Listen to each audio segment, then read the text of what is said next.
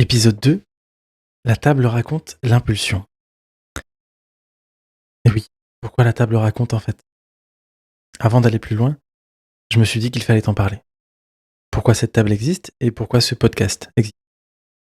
Alors je plante le décor. Il y a des années de cela, il y a une personne assise à un piano. Elle joue à un rythme endiablé. On alterne entre du jazz et du Pirate des Caraïbes. Voilà, maintenant que je t'ai mis la chanson dans la tête, ça va t'aider à visualiser. Autour, il y a un bruit de fond, vibrant, des conversations s'entrecroisent, un bruit de vaisselle parvient de la cuisine, juste à côté. Des chiens à bois en fond, il y a des craquements dans l'escalier pour signaler l'arrivée de plein de gens. Il y a une odeur de repas en train de cuire, celle d'un feu de cheminée aussi, et puis des rires surtout. Une grande table, des cartes posées sur le bois, quelqu'un hésite, quelqu'un regarde son jeu. Tout le monde se regarde dans les yeux, et un silence s'installe. Et quelqu'un finit par dire « Et attends, laisse-moi réfléchir ». Et là, le bruit repart de plus belle. Le silence se rompt, une cacophonie émerge. Non, mais on sait tous que c'est toi qui l'as cette carte. Allez, joue-la. Allez, qu'on en finisse. Dépêche-toi. J'ai faim. Et sous les éclats de rire, en fond, le piano continue de jouer. Voilà.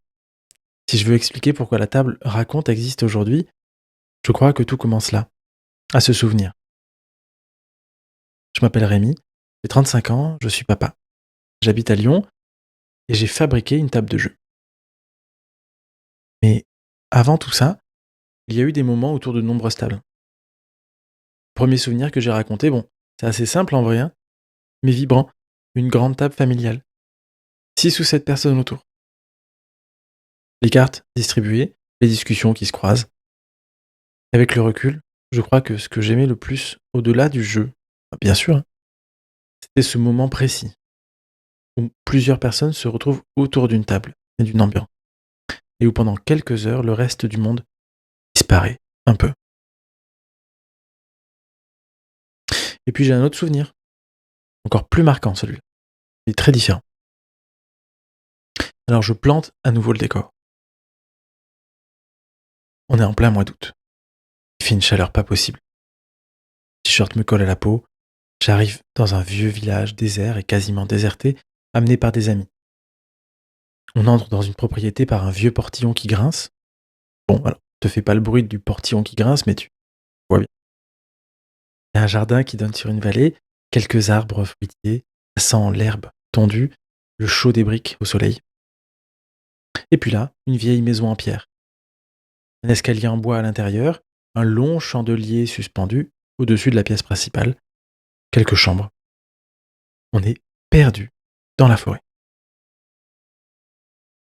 Et je passe un week-end là-bas. On est une poignée à avoir été conviés par ce qu'on appelle un maître du jeu. À l'époque, je trouve ça hyper cool, hein, mais je sais pas trop à quoi m'attendre. Dans ma tête, je vais simplement jouer à des jeux de plateau avec un maître du jeu dans une vieille maison avec des copains. Il est 14 heures. Le maître du jeu nous invite à le rejoindre. Alors, j'installe mes dés sur la table du salon, m'affiche, j'attends les autres. Et puis là, on me dit que la partie ne se passera pas là. Alors on se regarde, prend nos affaires, on sort de la moiteur relative de la pièce de vie, et puis là, la chaleur étouffante de l'extérieur nous tombe dessus, hein. On se dirige vers la cave. On se regarde un peu tous, on traverse un bric-à-brac de vieux meubles, de casseroles, de frigos oubliés, un petit labyrinthe d'objets abandonnés, et au fond de la pièce, il y a 2 grandes portes en bois qui sont fermées. Le maître du jeu nous attend devant et nous demande alors d'entrer. Je franchis les panneaux de bois, une petite marche, et nous voilà dans une pièce juste attenante à la cave principale. Il y a des gravillons au sol, ça sent un peu la poussière, un plafond bas et voûté, et puis au centre, une grande table éclairée par des bougies. Nos ombres dansent sur le plafond de pierre et sur les colonnes au mur. L'air est un peu frais alors que dehors il fait 30 degrés. Puis il y a cette odeur étrange, hein, un mélange d'humidité, de cave à vin, de terre, de cire fondue. Et autour de cette table, dans cette pièce, carrément improbable. On joue à un jeu de rôle. Un simple Une simple histoire, contée par un orateur hors pair. Il y a des feuilles avec des tableaux de chiffres pour les personnages, quelques dés, une ou deux cartes, faites à la main pour nourrir un peu l'imagination de tout le monde autour de la table, une petite, bande sonore en fond. Peu à peu, la cave disparaît. La table devient une forêt, une auberge pleine de bruit et d'odeurs, une ville, un monde entier. Le maître du jeu en face de nous se transforme en nain, en troll, en vieille femme, en noble ou en voleur des ruelles d'un Moyen Âge complètement inventé. Et là, en un claquement de doigts, il est plus 14h, mais il est 3h du matin. Incroyable. Bon, alors ce que je te raconte là, ça doit pas être très étranger, hein. Pour toi, loin de là, pour certains, qui connaissent déjà bien cet univers et puis ce type de jeu. Et aujourd'hui, on sait que ce phénomène existe vraiment. Les psychologues parlent d'un état appelé le flow, un moment où l'attention est totalement absorbée par ce qu'on fait, où le temps semble passer différemment. Le temps est un peu relatif à ce moment. Et les jeux sont l'un des endroits où cet état apparaît le plus souvent. Alors, autour d'une table, il devient collectif. Plusieurs personnes imaginent la même chose au même moment. C'est fort. C'est une vraie expérience à vivre. Bon, bien sûr, avec le temps, j'ai découvert d'autres jeux. Et plusieurs choses revenaient toujours. L'ambiance, la table, les gens qui l'entourent. Et 20 ans plus tard, depuis cette histoire, aujourd'hui, au milieu du salon, il y a une table que j'ai décidé de construire moi-même. Et j'ai décidé de te partager ça, toi qui écoutes, avec ce podcast qui se construit un peu de la même manière que la table. Quand j'enregistre ces épisodes, il m'arrive souvent de recommencer plusieurs fois. La phrase ne fonctionne pas, un silence arrive trop tôt, et puis je me dis qu'il va falloir que je recoupe au montage. Et il passe un temps fou parce que ce n'est pas mon domaine de compétence, c'est tout nouveau, puis je parle un petit peu la bouche de travers à certains moments, alors qui fait que là, par exemple, elle va être un peu moins bien.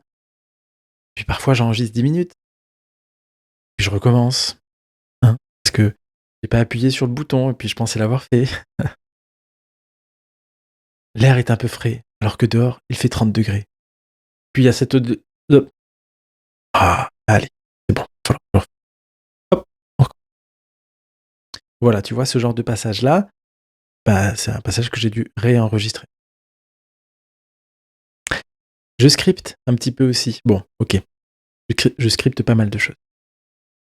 Quand j'enregistre et je m'en rends compte parce que des fois à l'oral, ça manque un petit peu de fluidité. On sent, on entend que je lis quelque chose, que j'ai une diction particulière. Mais à la fois, ça me permet de me guider dans ce que je veux faire, que je veux expliquer, puis quelque part, ça permet de me rassurer aussi. Mais au début, tout ça, ça m'a un peu dérangé. Parce qu'en fait, on est habitué à écouter des podcasts très propres, très clean. Puis bon, là, je pourrais encore discourir longtemps sur cet aspect-là des choses et puis ce point un petit peu méta, mais est-ce qu'il faut forcément toujours écouter des choses clean et aseptisées? Pas qu'il faut écouter des choses avec une qualité un peu dégueulasse. Mais est-ce que ça veut dire qu'il faut tout le temps une expertise complète et totale ou s'entourer de personnes qualifiées dès qu'on souhaite faire quelque chose? Ça met une pression pas possible à chaque fois de se dire: «Mais j'ai envie de me lancer dans un truc, mais bon, j'ai pas les compétences, bon du coup, je le fais pas». Et en réalité, ce que je te raconte, ce que j'essaye de te faire peut-être prendre conscience à ma petite échelle et avec toute l'humilité que j'essaye d'avoir, c'est que quelque part le podcast ou une autre activité, ça ressemble beaucoup à la construction de ma table. Ta table, si un jour tu souhaites t'y mettre. Lance, on essaie, corrige, on recommence. Alors oui, ce podcast est fait maison, avec ses imperfections, mais aussi, et je le crois, sa sincérité. Il est exactement ce que je voulais qu'il soit. Une manière de prendre le temps, même si peut-être certains m'écoutent en x2, parce que j'ai une diction un peu plus lente, mais il y a aussi une manière de raconter les jeux, les objets, et puis les moments qui se passent autour d'une table. Et ce que ça produit chez nous, en l'occurrence chez moi. Alors tu vois, ces souvenirs partagés tout à l'heure, ce sont les miens. Et toi qui m'écoutes, peut-être et très certainement, tes souvenirs sont bien différents. Tu vas peut-être découvrir les jeux au lycée, dans une convention de jeux pleine de bruit, pour découvrir, comme ça, pour accompagner des copains, ou chez des amis, peut-être avec tes parents ou avec des copains de copains, sur des tout petits jeux, ou alors des jeux énormes, qui ont pris 4 heures et t'étais pas préparé pour ça. Mais je crois que beaucoup de gens peuvent avoir ce moment-là dont je parlais plus tôt, ce flow, ce moment qui devient plus qu'une partie d'un jeu sur table dans un bar, devient une mémoire, un souvenir que tu garderas peut-être 20 ans. Cette table que j'ai construite, c'est un peu ma façon de retrouver ces moments, de te les partager dans ce podcast. Peut-être de faire en sorte que tu puisses vivre aussi ce genre de moment chez toi, avec ta propre table. Et d'ailleurs, pendant longtemps, je me suis dit que je n'étais pas capable de construire une table de jeu. J'y avais même pas d'ailleurs songé. Clairement, les réseaux sociaux ne facilitent pas la tâche, hein. Quand on voit les tables magnifiques, on ne se dit pas qu'on peut arriver à réaliser à peu près une chose similaire. Et acheter, si tant est qu'on a les moyens d'acheter ce genre de table, c'est quand même devenu bien plus facile que de faire, d'apprendre. L'apprentissage, c'est devenu quelque chose de un peu, pas désuet, mais en tout cas, on n'y pense pas forcément quand on a envie de se lancer dans un projet. Puis je me disais, à ce propos, que c'était trop compliqué. Réservé à des gens qui savaient vraiment bricoler, avec beaucoup de matériel. Je n'avais pas beaucoup de matériel, je sais pas vraiment bricoler. Donc pour moi, c'est que c'était un peu complexe. Mais en fait, un jour, j'ai arrêté de trop réfléchir et je me suis lancé. Et finalement, c'était pas si compliqué, ni si inaccessible.